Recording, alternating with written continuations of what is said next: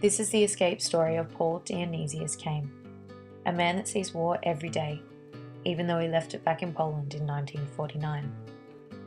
He says, "We in the family, we have some weakness, but to be honest, all I've seen is strength."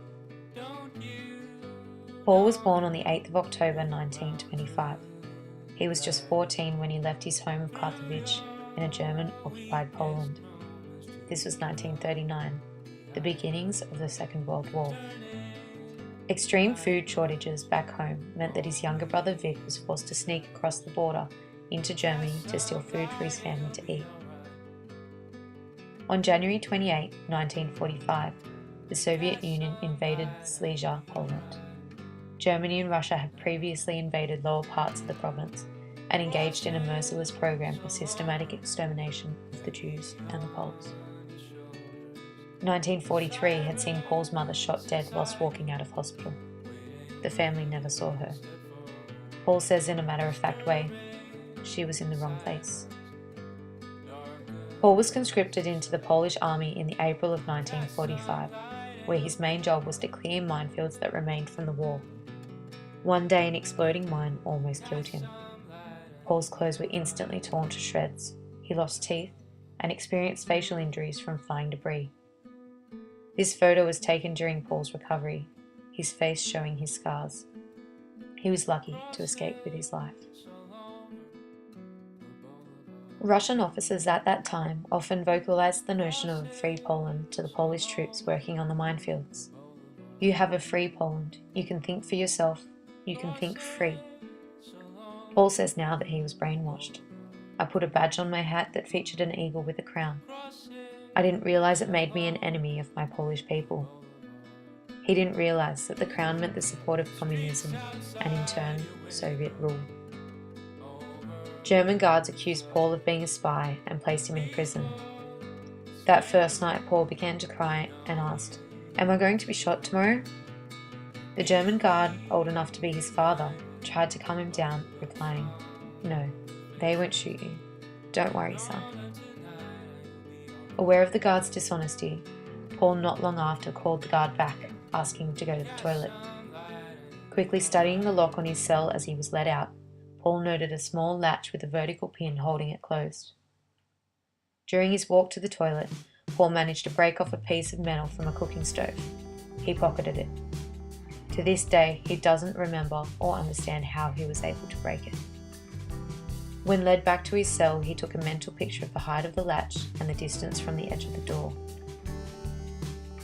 The next few hours saw him dig through the mortar between the brickwork. It was a miracle. He had come out directly underneath the pin. Making the hole bigger and bigger, Paul finally managed to flip the pin out from under the latch. With his cell door open, he could hear the guards playing a card game near the entrance to the prison. He decided it was safer to try and squeeze through the slats of an open window, and he jumped down to the ground and ran. Finding himself at a train station, Paul boarded a train and hid up on a baggage shelf. No one checked for his ticket, so he remained on the train until he arrived just short of the border. At the train station, German guards stood with their dogs, stopping travellers at random to check identity papers. Paul carried no papers and would almost certainly be arrested and shot if caught. He saw an older lady carrying 2 bags to his right and he spoke to her in German. "Mutti, can I help you with your bags?" She looked at him strangely, however accepted his offer of help. As he walked past the 2 guards, he chatted casually with the lady. They let him pass without stopping. As he was walking with the woman, they passed a farm. Paul thought that it would be a good place to hide for the night. I said to this lady, older lady, he said, "I gotta go here." And she said, "Wait a minute."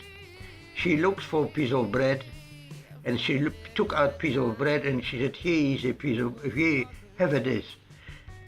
She must know who I am. She must sense it who I am. And I said to her, "Mother, please, I don't take it. You need more than I do. I won't be needing it." So she been still standing looking at me, and I went left, she went right. I stayed a little bit in a garden when it was dark. In the night time I went through the border to the west. Paul worked in West Germany for a year until the Australian immigration opened up. He migrated to Sydney in 1949. Today, Paul lives with his wife Nina in Sydney's southern suburbs. She herself has a different story of war from her home in Russia. She keeps close to her heart the years that she has lost with her mother and sisters. Paul and Nina have both found family though, maintaining connections with other migrants whose lives were also displaced because of war. Their son Peter, my father, was born in Enmore on the 11th of November 1957 and grew up with a constant reminder of his European heritage. He distinctly remembers the confusion of his peers at school when he brought out a pate or salami sandwich for lunch. In today's diverse Sydney, I can't help but think what a different life I've led.